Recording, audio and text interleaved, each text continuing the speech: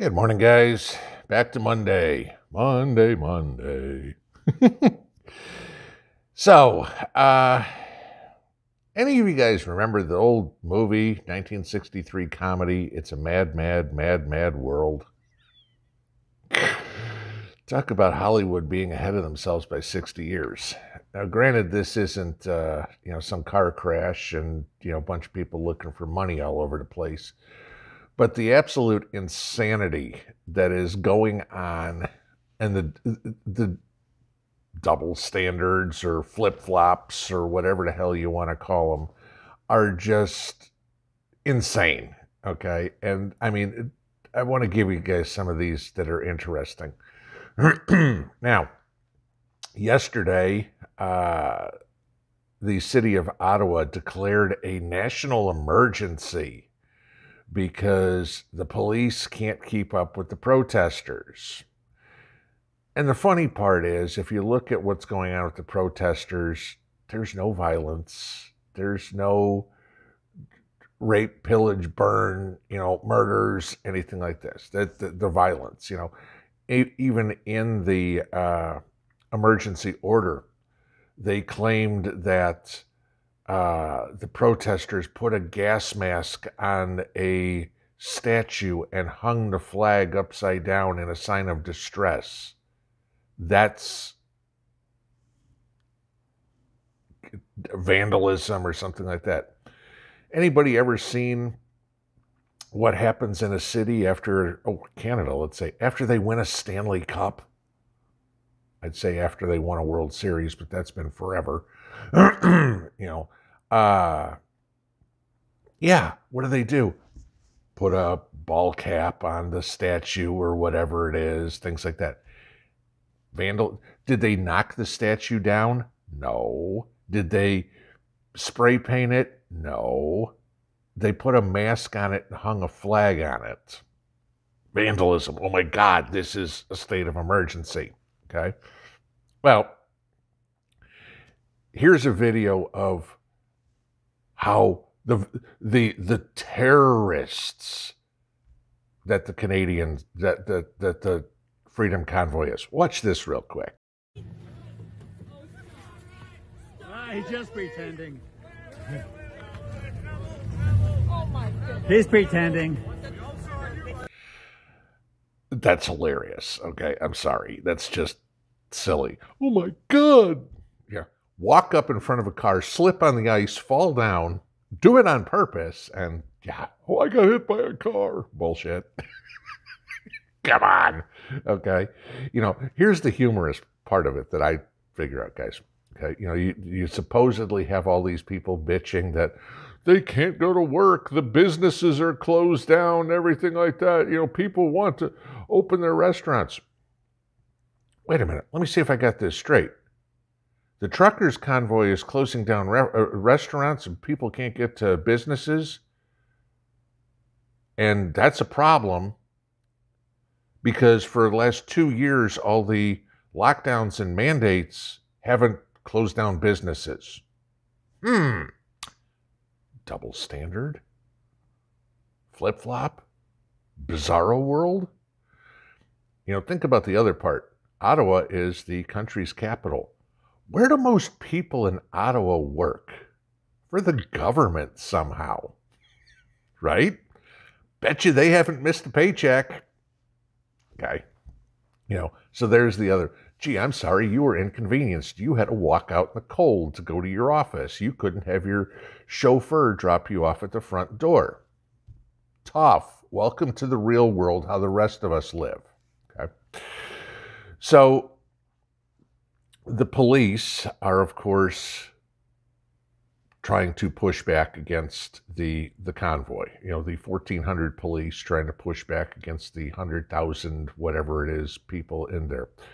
So now they've determined that they're going to steal the diesel fuel and the propane from the protesters to make them cold.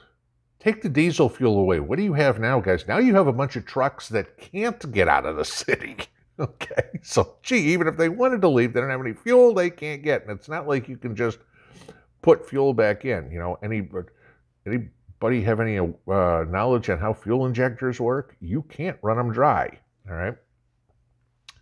And even though they're diesel, however the hell that works, I know glow plugs, the spark plugs and everything like that, but you shouldn't run a vehicle out of gas, out of fuel. All right. So what have they done? Watch this.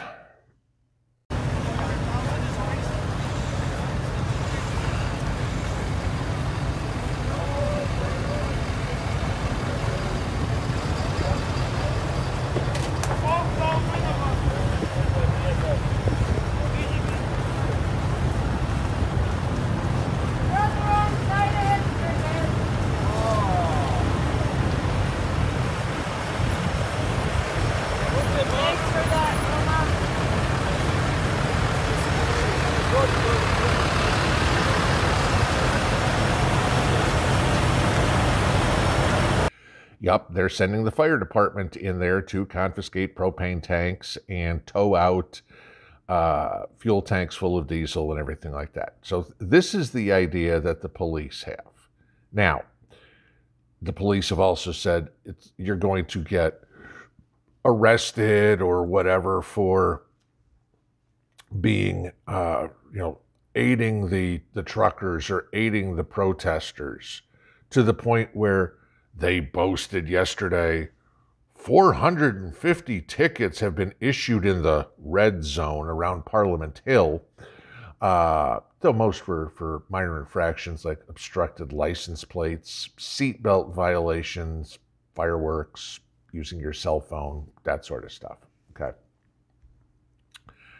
So yeah, there's not a whole lot of arrests because I'd love to get arrested and stand in front of the judge and go, Your Honor, please tell me what law I am breaking by assisting a motorist who ran out of gas.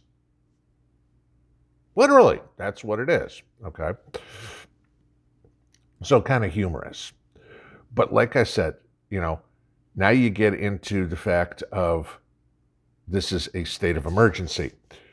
Well, what is the state of emergency? And somebody said Saturday night it was martial law. No, it's not martial law. Okay. But there was all the conversation about they're going to call in the military. And Trudeau said, oh, no, that's not on the table right now. Nice spin there, liberal media. The reason it's not on the table, the military told Ottawa and Trudeau to go pound sand, okay? The military said it's not their responsibility to keep civil order in the city, and they're not going to do it. And it's a real good reason because Canada's had a couple of issues in the past, one under Justin Trudeau's father back in, was it the 1970s, I think it was, or in 1970, the 1970 October crisis. That wound up a complete disaster. Kind of like our Kent State. We also had another situation, the 1990 Oka crisis, and they got the military involved, and that wound up another freaking train wreck. So the military has said, sorry, we ain't doing it, and Trudeau tried to spin it, going, oh, I've decided we're not going to do that. All right. But, so let's go, so here we have a situation where, believe it or not, the support for the Freedom Convoy in Canada is greater than that of the support for the Liberal Party, Trudeau's party, okay, by about 5%, okay? I think it's like 32 to 28 or somewhere thereabouts, give it percentage-wise, 33, 32, somewhere around there. So more people support the convoy than support the government. That should tell you something there, soy boy. Okay. But I won't say it's all Canadians. This is absolutely hilarious.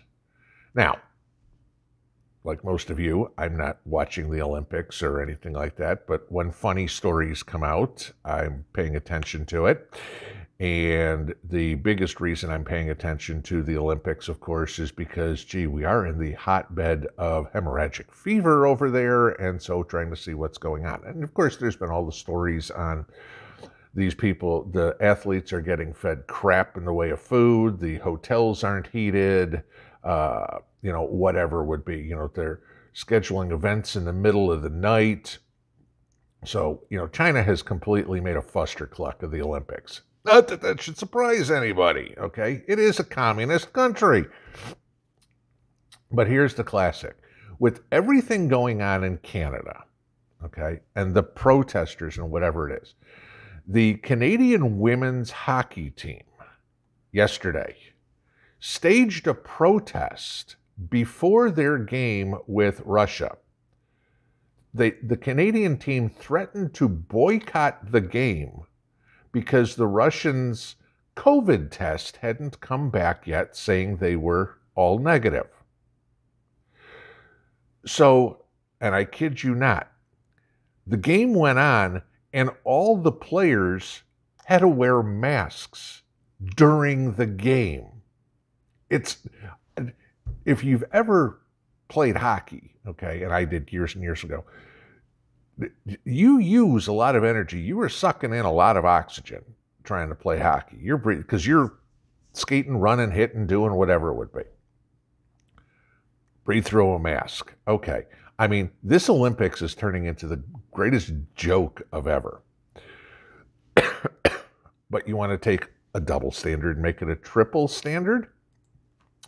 So mind you, the Canadian hockey team would have protested a game if something didn't happen with the Russians. However, the Australian curling team was allowed to participate in the games despite the fact they tested positive for COVID. Figure that one out, okay? One team won't play unless we're wearing masks. Like that's going to help, okay? But another team that is positive can play unmasked. Bizarro world. Again. All right.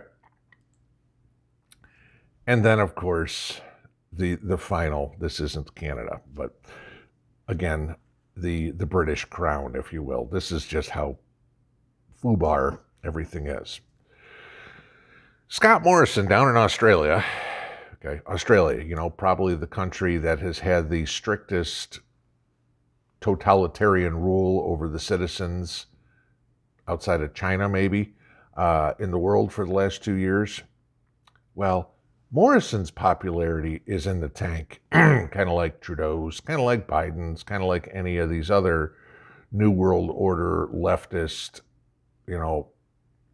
Klaus Schwab worshiping pieces of hovno. Go look up what the word means. Morrison came out yesterday and said, well, Australia's ready to reopen to tourists. Now, you have that story about the woman a week or so ago who was a journalist in, I forget where she was, Qatar or something like that. And she was pregnant. And in one of the Middle East countries, wherever she was living, it's illegal to be pregnant and unmarried. She couldn't find any country that she could travel to because of COVID. But she had work papers, a work permit to be in Afghanistan because she was a journalist. So literally here you had, I can't remember if she was Aussie or Kiwi, but